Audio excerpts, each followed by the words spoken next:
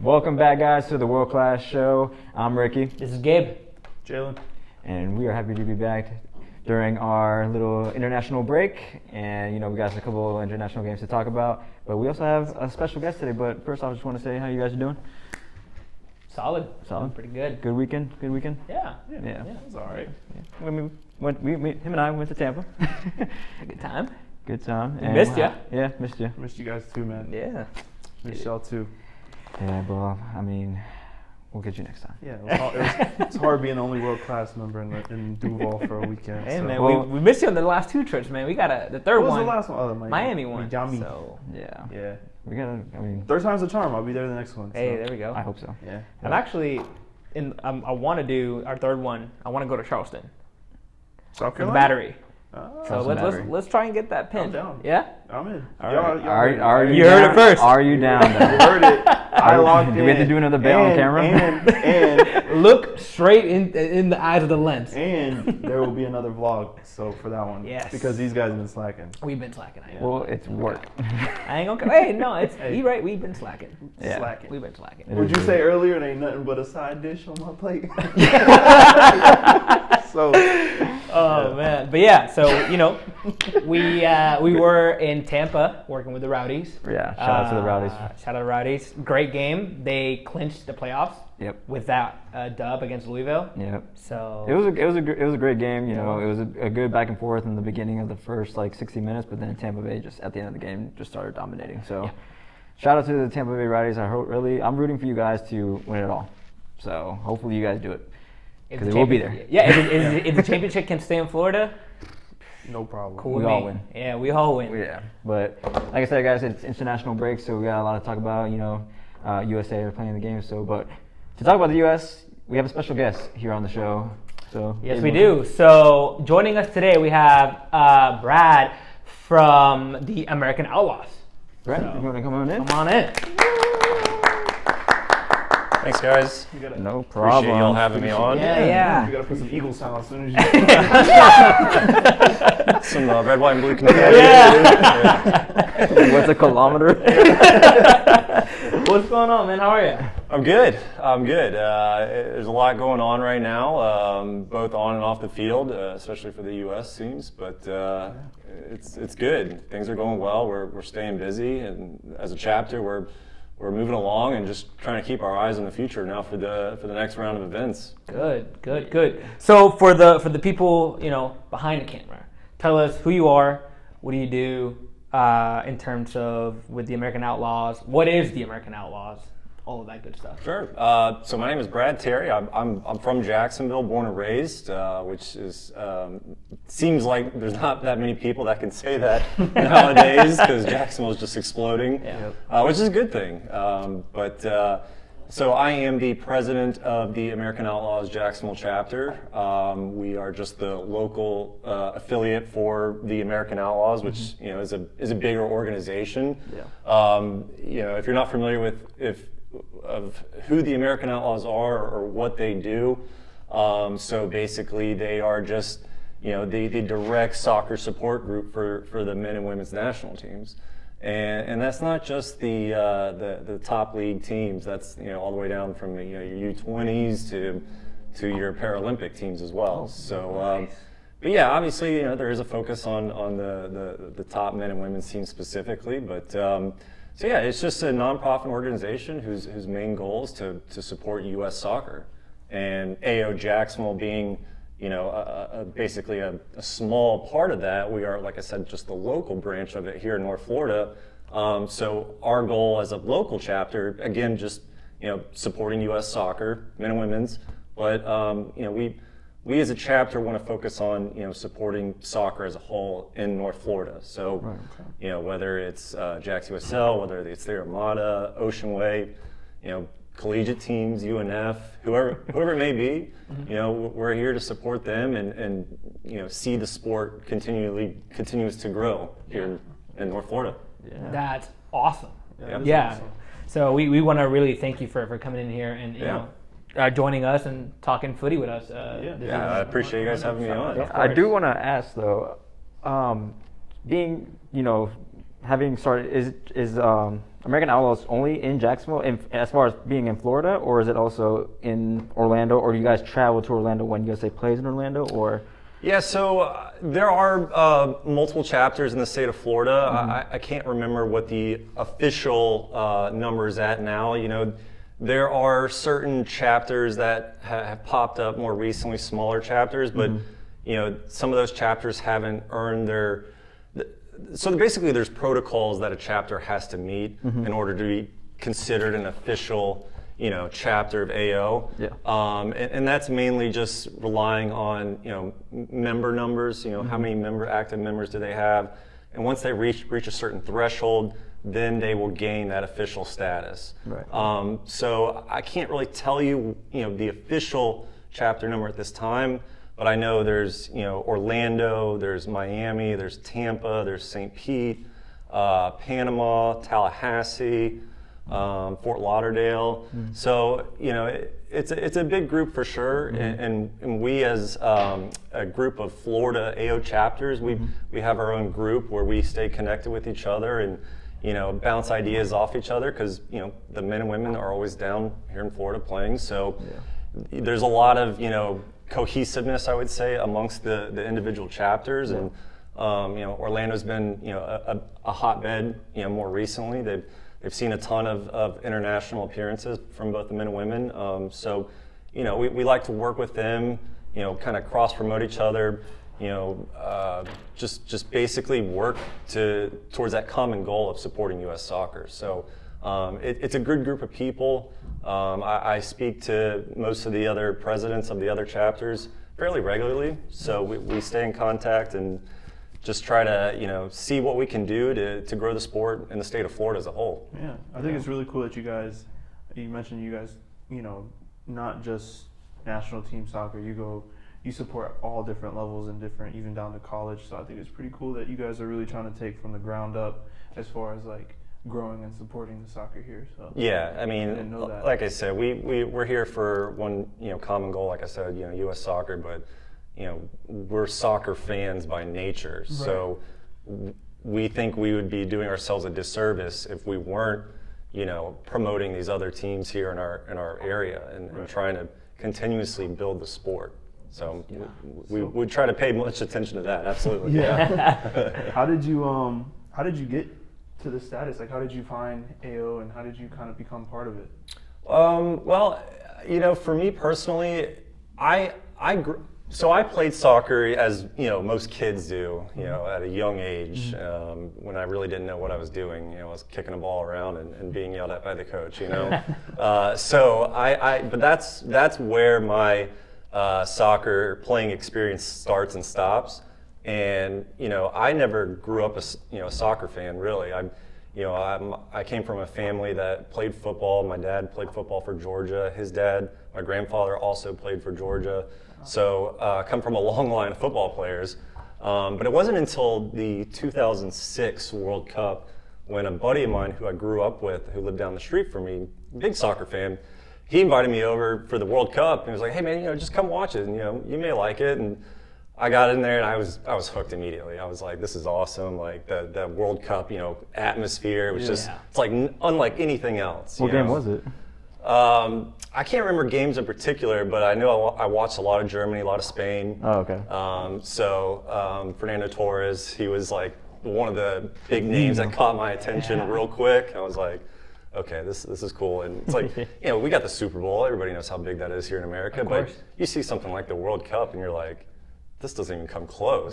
We're in this little microcosm of football. And it's like the sport is just on the world stage. And so I was hooked ever since then and started following it. And then when I got to college, I went to the University of South Carolina where I played football, but I actually affiliated with the AO chapter when I was there.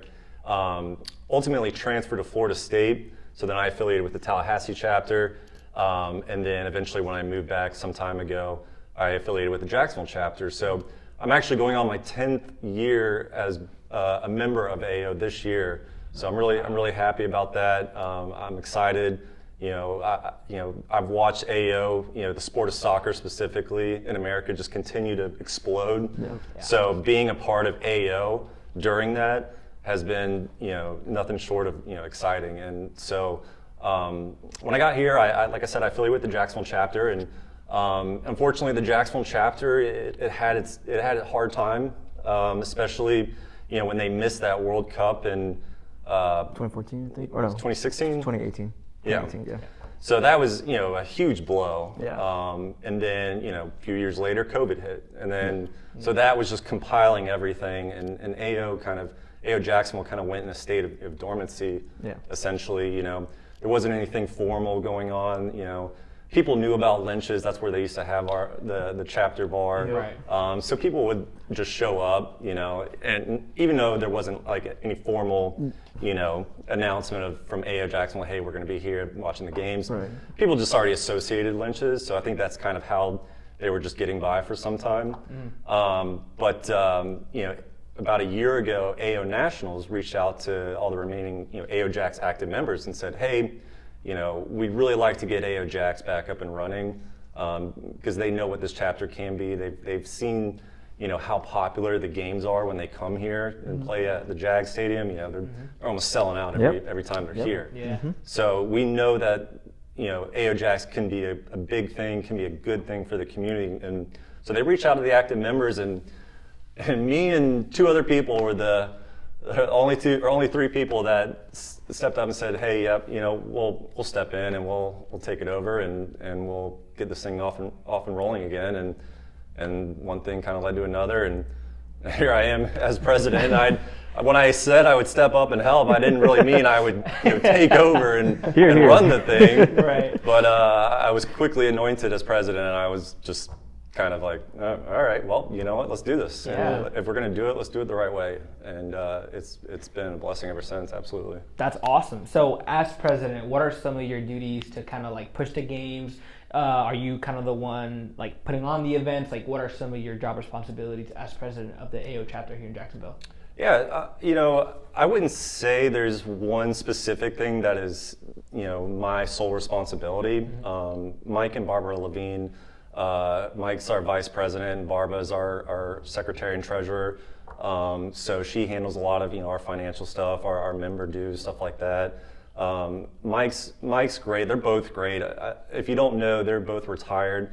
They are the former owners of that soccer shop that was located on Beach in Kernan. Oh, yeah. Yeah, so they own and ran that for a good bit. And Mike's been heavily involved with JFC, was basically running their entire program for a while. I think he stepped down this year. But they're two great people, and they were the other two people that stepped up with me. But for me personally as president, I run all the social medias, but that's because Mike and Barbara they don't have the time or energy to be doing that. Right. And so I handle all that. So anything that you see coming from any of our social medias, I handle. I'm coordinating with our chapter bar, which is Bottlenose Brewing, just making sure that they know what our schedule is when we're coming in, because they still have a business to run, and they've been super gracious in hosting us, and it's been a great thing for them and us, and they've been easy to work with, and we're happy so far. So, but yeah, I mean we kind of take turns, divvying up, different tasks and stuff like that. But yeah, so it's a lot, but at the same time, it isn't, if that makes sense. Yeah. Oh, I get it. Yeah. No, that's awesome. Yeah. And so with all of those responsibilities that you're talking about, like keeping up with Bottlenose Brewing and whatnot, I know it's kind of far fetched. It's kind of far right now, but what is the next World Cup looking like now that the U.S. is going to host? Do you guys have anything planned? Are you in that process right now, or are you kind of waiting to see how it kind of like builds up? Yeah, it's still a little bit too far out, I should say, for us to really kind of be getting serious about plans. I mean, we haven't even gotten word from AO headquarters about tickets for AO members, right. And we have people already asking us, which I don't blame them. I've kind of been wondering the same thing, but. So yeah, it's a little too far out for us to tell. I know me personally, I've never been to a World Cup. That's always been, one of my goals to make one. So for me, the goal is to try to make every USA group stage game. And I know that's probably going to take a lot of time and money, Yeah. but that's what I'm shooting for. So yeah, but as things get closer, we'll start solidifying plans. But we still have other events that are between now and then. Copa America, which is coming up, Yep. that's going to be a huge event for U.S. soccer, and so we're kind of starting to set our focus on that for the here and now. Yeah, definitely. I mean, for those like moments right there, I want to know exactly from the beginning of American Outlaws in Jacksonville. Like, were there any times that you were like, I don't know, if Jacksonville is going to be a spot for American Outlaws? Like, were there key moments in that time period between like the 2018 World Cup and now that were like, okay, we got to do something that's different that's going to help elevate what you guys are now? I mean, it was so hard to tell, when we took it over back in the last January. We knew what AO-Jax could be. Mm-hmm. We just didn't know, what sort of path that we were going to have to take to get it to, its potential. Mm-hmm. So I think one of the first big things was for us was to have a presence on social media. Yeah. Make sure that people know that we are here and we are continuing to support U.S. soccer. As I previously said, we've seen the support for U.S. soccer here. We know that there is a demand for it. Yeah. So it was, we rebranded a little bit. We put out some new logos, and then we started putting out some T-shirts and just kind of eased our way into it. And then letting people get familiar with us, mm-hmm. and not only as a chapter, but as the leadership team as well, and just trying to just continuously spread the word about AO Jacksonville, and mm-hmm. then because it was a big change for us to move our chapter bar from Lynch's to Bottlenose, and we made that decision because we felt like Lynch's was not very central to Jacksonville.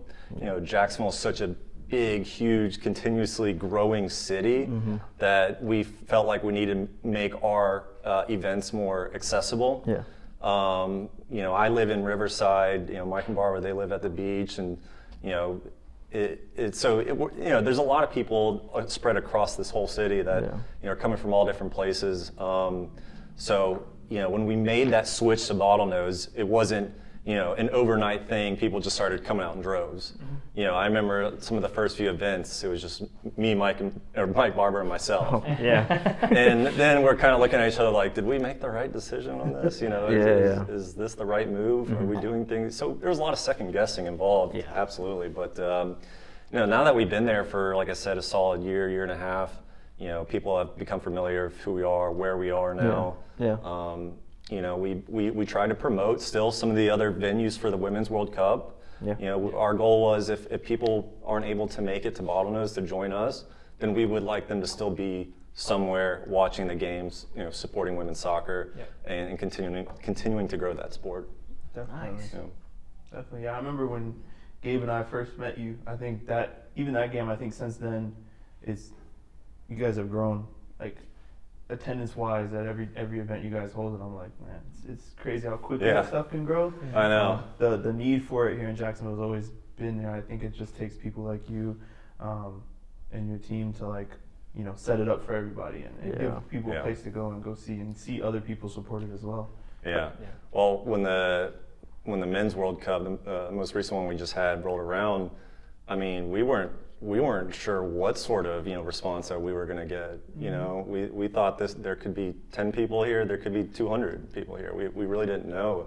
And then I remember on that first match, I can't remember which one it was, but it was shoulder to shoulder at Bottlenose. I mean, we were so unprepared, not only in terms of just from an AO perspective, but from the venue as well, Bottlenose.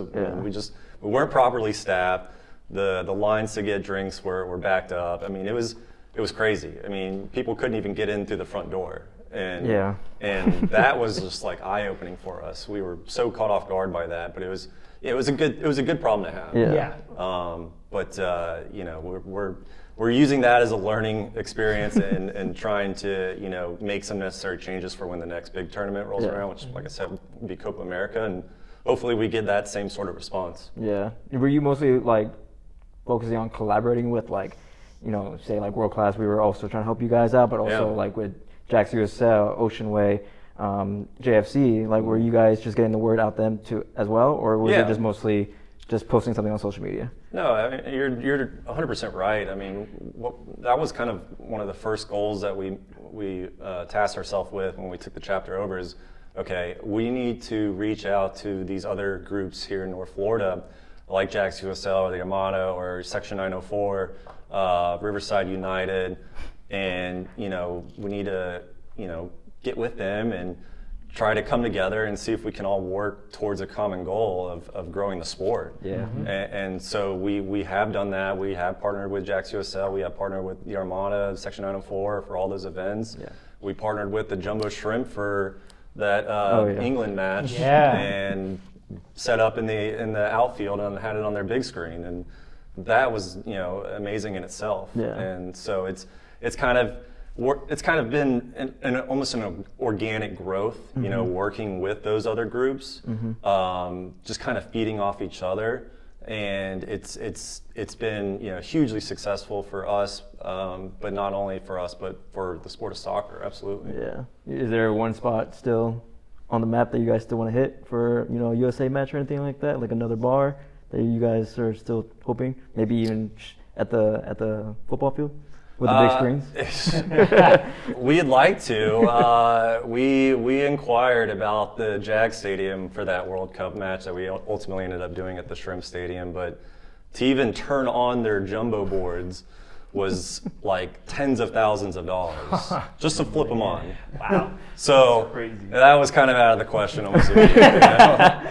But no, in terms of, you know, chapter bars, maybe expanding down the road, you know, the leadership team and myself have had discussions about, you know, if we ever got to a point where, you know, we had a big enough, you know, membership group, big enough following, that maybe there could be an opportunity to divide the watch locations and do one like in Jack's Beach or one in Riverside. So, you know, those are discussions that we've certainly had, but you know, we're a long ways away from that, and you know, if we do get to that point, awesome. But you know, if not, it's not the end of the world, and we're going to keep doing our thing. That's awesome. Yeah. So, how can somebody, you know, watching this join AO? What's the process look like? Can you run us through that? Yeah, absolutely. So it's real simple. You know, you can go on to theamericanoutlaws.com. From there, I'm pretty sure right on their main page they have a link to join AO. It's real simple. You go in there, you punch all your information in, and then at the bottom it'll ask you if you're affiliating with a chapter, and then obviously you can select, you know, AO Jacksonville from there. It is a $30 annual fee. So when you pay that fee, AO Nationals will send you, I believe it's like a T-shirt, a patch, a sticker, koozie, just some cool little knickknacks. Not bad. Yeah. Yeah. And then 3 new members. Sign up right now. and then every $5 of that $30 membership fee, when you affiliate with our chapter, comes back to us, so that we can use that money towards future events, merchandise, you know, whatever it may be. So, you know, all of our T-shirts, our scarves that we do, all that money comes from membership dues, essentially. Nice. Yeah. Well, that's awesome. Yeah. So. I didn't know that was that easy, really. Yeah, I right? thought you had to be like blooded in or something. I know. No blood us here. Like, do I have to go to a game or something? Country, I thought so. We'll pull out the ceremonial knife. All right, slit your wrist there. Just a click of a button. Yep. Well, that's cool. That's awesome. Really cool. And you guys, I mean, you going out to Bottlenose Brewing tomorrow? Yep. So we were there on Saturday for the Uzbekistan match. You know, obviously we are at the international break right now. Right. But hey, you know, the nice thing about hosting the World Cup is you don't have to qualify for the World Cup. So so we play Uzbekistan Saturday, and then we play Oman tomorrow night at 8:30. It's been interesting, you know, with the return of Greg back to the coaching role. You know, there's some controversy obviously that surrounds that. So it is kind of, you know, interesting to see how he fits back in after being, essentially gone from the team ever since the World Cup ended. So a lot of people were kind of unsure of how he was going to, fit back into that role. Yeah. Obviously, there's some stuff going on with the Reyna's Gio, and we hope that it gets worked out because I think the U.S. men's team needs Gio. I mean, he's a proven player. He's clinical at everything he does, and we need a guy like that. So. Hopefully they can get that resolved, but tomorrow night should be interesting. So looking forward to seeing him. Looking forward to coming out. So there you have it. Tomorrow, what's the time? 8:30. Tomorrow, 8:30. Bottlenose Brewing, U.S. Oman. Be there. Yeah. So we can go from off the field to on the field, right? So we could talk about the U.S. men's and women's national team. How did you feel? You were just talking about how the U.S. needs Reyna. They just got Balogun in. Talk to me about the team. How do you feel with Greg in? Were you Greg in? Were you Greg out? Can you share what your thoughts were?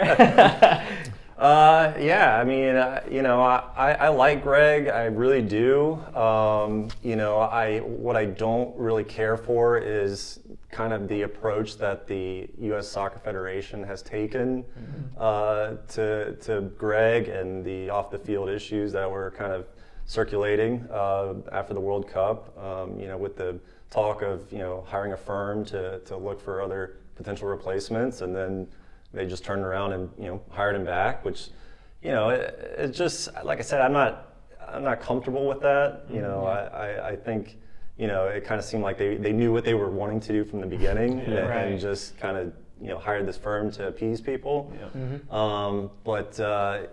I mean, I do like Greg. Would I have cared if he was let go? I probably wouldn't have minded, but he's who we got. So just kind of have to pull for him now, and hope we can step up and make a run, especially for the Copa America. I'm super excited about this team. I mean, Flo he's amazing. He's that true nine that we've been looking for. And I think they've continuously ran the gauntlet between Pepe and Sargent and whomever, and these guys. They flash at times, but oftentimes you see them put on a USA jersey and they don't really perform to the expectations that they have on them. But I think Flo's going to be a great addition. I'm happy to see his transfer to Monaco, and unfortunately he's leaving my Arsenal, so not happy about that. But it is what it is. I think he'll produce there in Monaco. But I didn't know you were an Arsenal fan. Yeah, I am. All right, that's it. Cut the episode. We can keep going. Well, hey, if it makes you feel any better, I'm actually more of an MLS fan than I am any sort of Premier League or European team. I am an MLS homer.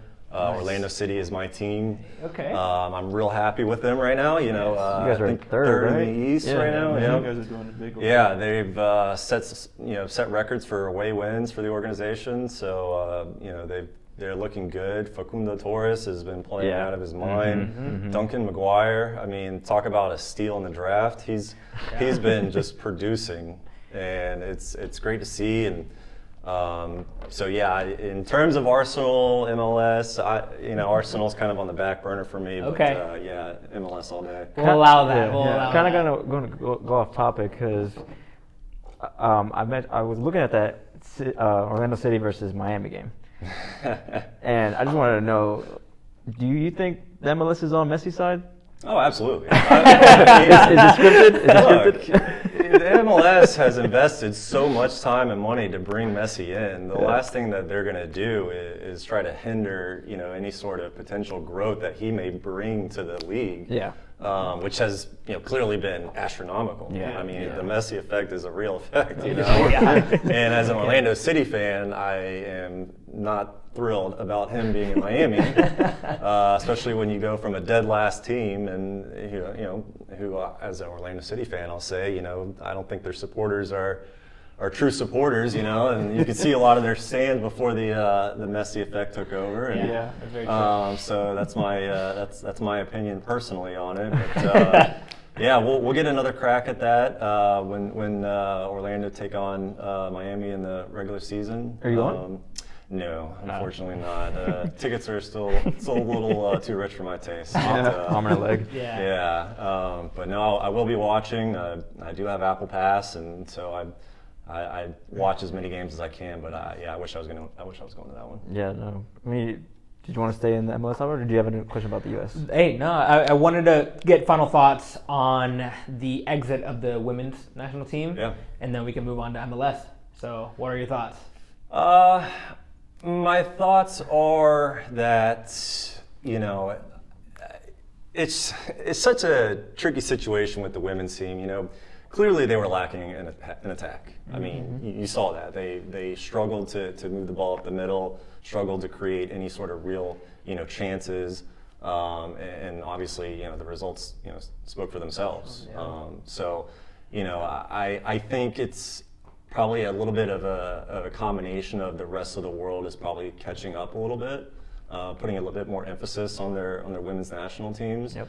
And then also at the same time, I think it's, you know, we don't have the talent that we've had during previous World Cup runs. Now, I think they have great players, sure, but as a collective team, they're definitely not, you know, where they once were, unfortunately. So. Yeah. But hey, when you miss, you know, 2 PKs, three PKs, whatever it was in that was it quarterfinal, you know, you're probably gonna lose that game. Yeah. So that's kind of expected.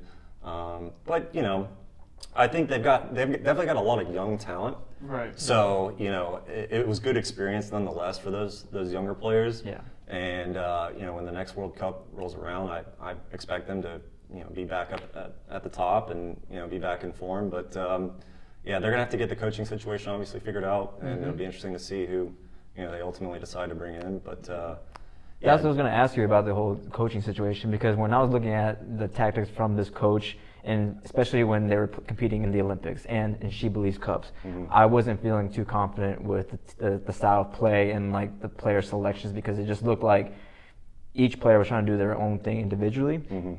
But going into this World Cup, I still felt that same way. Also, injuries were kind of a big problem for them. I think we're missing it, like a couple players, Malpew, all of them. They were definitely big players that were missing out.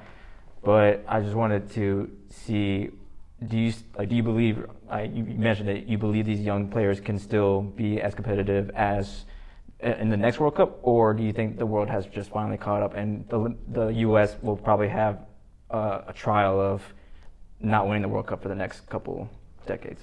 Not decades, but like the next decade. Yeah, no, I know what you're saying. I think there will be more hurdles because of the rest of the world catching up. But I still believe that the women's team are going to maintain, you know, that sort of, you know, dominance that they've had. Yeah. Albeit they obviously, you know, didn't you know, take home the cup again this year. But yeah, I don't suspect that they're going to fall off between now and the next World Cup. You know, I think, you know, like I said, they're just going to continue to develop that young talent, and hopefully, you know, whoever they bring in to coach, you know, will be able to match their playing styles and develop, you know, some schemes that fit what they're, you know, probably best at. Yeah. So I still fully expect them to be one of the top teams to be in the next World Cup. I hope so. Yeah, I really hope so. definitely excited for the competition, but hopefully, you know, hoping that the U.S. remain at the top. Yeah. So Yeah. we'll see. Cool. You guys want to talk MLS? Let's talk MLS. Let's talk MLS. Let's talk MLS. All right, let's do it. So, just to fill you in, at the beginning of the season, Ricky, Jalen, and I, we did we bought this random jersey packet where all three of us would get like a random jersey, and whoever we got, that's who we're supporting for like pretty much the rest of our lives. Yeah, that's Talk about blood pack, right? Yeah, that seems like a blood pack. Yeah, right. So, Ricky, who did you get? I happily got Houston Dynamo. So Ricky's Houston Dynamo. Jalen. Sorry to hear that. We're in the U.S. Open Cup. We're in the U.S. Open Cup final. Okay. Yeah. So, Right. I'm happy about that. Jalen, who did you get? I lucked out. I got Cincinnati Okay. FC. So yeah. Which is funny because when we first got it, we were like, Cincy, I that's honestly- gonna be a struggle. Yeah, I honestly didn't really know much about their soccer program there at all. So Yeah.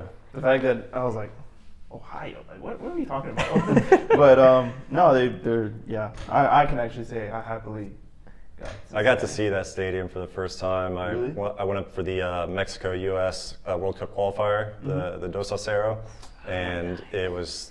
I've been to a few MLS stadiums now, and that's probably one of my favorites, if not my favorite. Really? Yeah. When I watched their games, like honestly, I was just blown away from the fan base to the stadium. I was just like, man, this is like way better than what I expected it to be. Yeah. And, so yeah, I was just blown away. So it's Yeah, definitely I on think my list. Orlando just snapped like one of their home winning streaks. Yep. It Yeah. is, A few weeks Mhm. ago. It is. All that.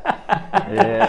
Yeah. All that. And then I got DC United. Okay. Wah, wah. Yeah. Yeah, womp. So we've been following as much as we can the MLS throughout the whole season, and we found out how great of a league it is. Yeah. I mean, from obviously before Messi, they were not valued as in high regard as they are now, but even before Messi signed, we were just like, this league is so much fun to watch. Yeah, it's so much fun. So we could talk matchups, right?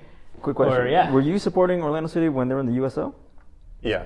Really? Yeah, we used to go to games back when they were playing at the old Camping World. You know, even like when they were just breaking into the MLS. Oh wow. When Kaká first season was there. Yeah, Yep. and so it's been a journey for them, and see where they've come from to where they are at now. I mean, the Exploria Stadium is an incredible stadium.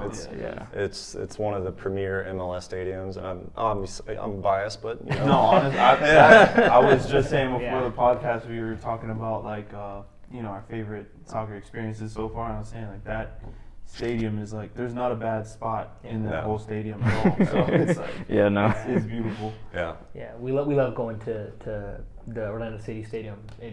Yeah, anytime there's a USA match, I'm thrilled. I mean, obviously, location-wise, it's close, but that stadium for USA matches is awesome as well. Yeah. Oh yeah. So Orlando, you guys started not super hot, right? No. You guys didn't start super hot, but are currently third with 47 points, very close to New England. But also, depending on your run, you could fall off to 8th. Yeah. Or you could continue and keep on second. You're 10 points off first. I don't think anybody's going to catch up to Cincinnati at this point. But what do you think the playoffs are going to look like? How do you like your chances of taking it all home?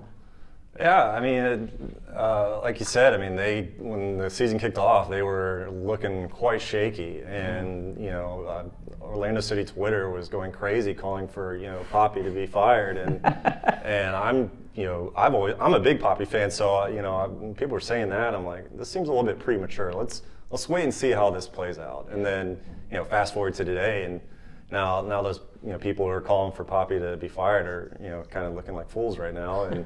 But yeah, Orlando's got a few tough games left on the regular schedule, but the way they've been playing, they've been in such great form lately that I fully expect them to probably go into that playoffs in that third spot.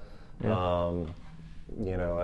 I just can't imagine that something happens after this international break and they fall off.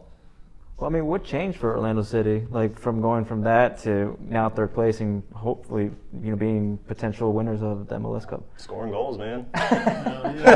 Chelsea could learn a thing or two. They have been scoring goals. They're relying on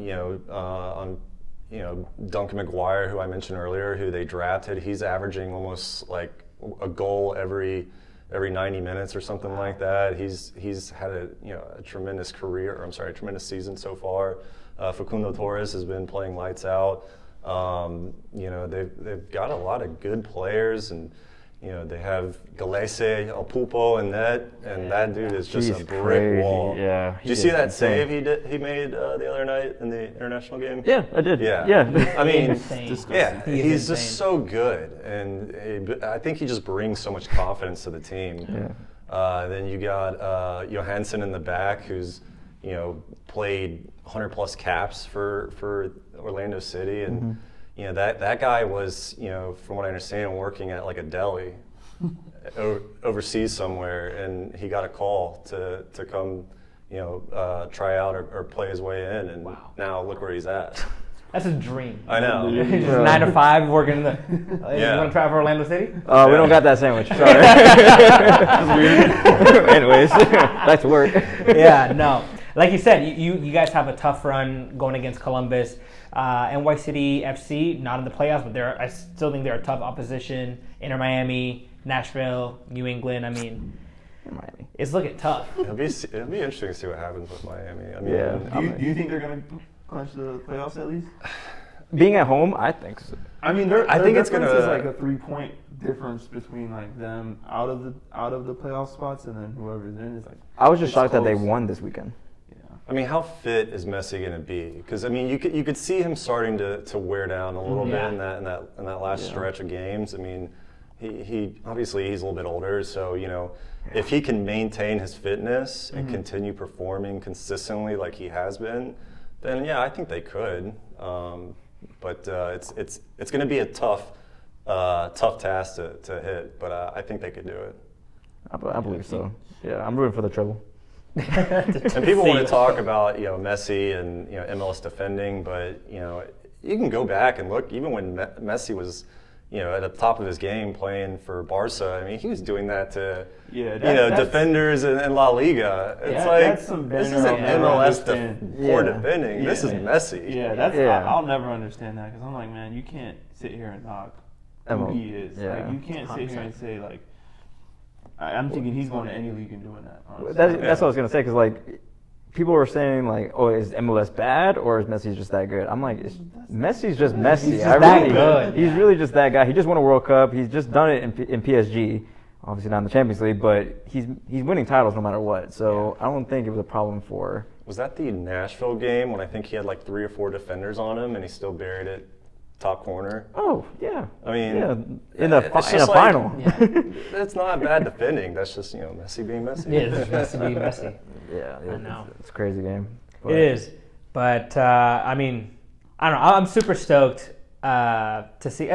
Not an Orlando fan, but like living in Florida, just seeing Orlando. Because I knew Orlando was pretty good last year when they made the run in the Open Cup. Yeah.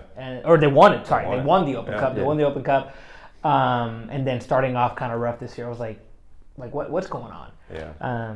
I know we went to the Orlando City game against DC United, Yeah, DC and DC United. got the dub, so that was pretty good for me. But I mean, you guys. The thing is, you guys didn't really. It's not like you guys started off like losing a bunch of games. It was a lot of draws that was really killing you guys. So Yeah. I think when I see that, I know that it's like, okay, at least, like you said, that missing piece is literally just finding the back of the net. So you guys were able to do that. I think this guy with Houston, he was having that same struggle where it was like they literally were not having like open play goals. Like everything was set pieces or penalty kicks. Penalty kicks. Yeah. Yeah. I was just Hey like, man, we're sitting pretty nice right now. I ain't gonna lie, so I'm happy with it. No, but just talking about the MLS, I'm obviously a big fan, but it's just this MLS as a league has just exploded. I mean, across the U.S. and even internationally now too, and it still has that reputation of being a retirement league. I mean, especially when you got Busquets and Messi coming over, and so it's earned that reputation. But I think the talent is far superior now than what it was even just 2, 3, 4 years ago. 100%. So I've been bought into the MLS. I love it. I'll continue to be a homer. That's fine. And, but yeah, I'm excited to just continue to watch it grow, and with the expansion teams that hopefully that they're going to bring on here in the near future, it would be interesting to see how those teams fit into MLS and as a league as a whole. yeah. I'm excited because you have the Club World Cup coming to the U.S., you have Copa America, and then you have the World Cup. How much are those 3 tournaments going to impact MLS in itself as well? Like just the popularity, knowing that it can do so much. I think Copa America is going to be huge for this sport in America. Yeah. I mean, there's a lot of South Central American teams that are going to be playing, and there's a huge population of people from those countries that live here, and so it'll just continuously boom. And I think Copa America is going to be a big tournament for soccer in the States. Yeah.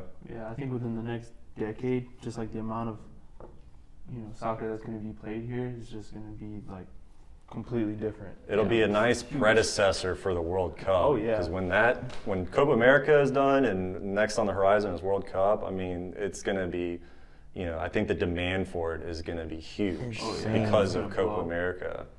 Yeah. I mean, you want to get us something to say?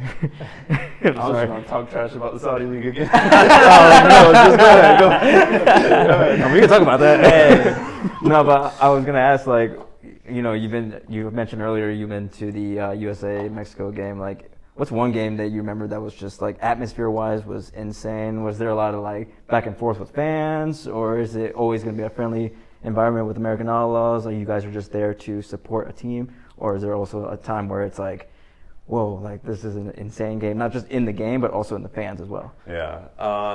I mean, from an international standpoint, that USA Mexico game that I was referring to up in Cincy, that was probably one of the biggest, wildest games that I've been to. Mm-hmm. I mean, obviously we came home with a 2-0 victory, but Mexico being such a huge rivalry between us. I mean, and unfortunately, well, depending on who you are as a fan, unfortunately Mexico's fallen off a little bit, and the tide has turned. Whereas previously it was we were playing second fiddle to Mexico for many years. Yeah. And I think I read recently that Mexico actually hasn't beaten the U.S. men's team in like 4 years now. Quite a while. Yeah. So that game in particular was just not only the atmosphere but the implications as well, being a World Cup qualifier. But I've been to a lot of Orlando City games and been on the wall, and those are really fun atmospheres, especially when the team's good and people are out in droves. And but I don't know if I could sing one game out for Orlando City. But that USA Mexico game kind of shadows everything else for me anyway. So that would probably be my pick. Yeah, that's a goal of mine, is to see a USA Mexico game for sure. That'd be so awesome. That rivalry is definitely big. I recently read a lot about how, because of Mexico not really beating the United States a lot recently, that it's shifted a tide in the amount of Mexican American players wanting to play for USA as opposed to Mexico. So that was very interesting. Like how I forgot who it was. Was it Hercules Gomez? I think recently came out and said that back when they were playing, the U.S. coaches had to basically recruit and go out and beg people to come and play for the U.S. And how now it's 180. People want to come play for the U.S. now, and how that tide has shifted. I thought that was really interesting. It is. They have a documentary about it that I watched. I can't remember if it was Netflix or Hulu or something, but they were talking about that whole recruitment process and how it's completely changed. So hopefully that speaks volume in the future.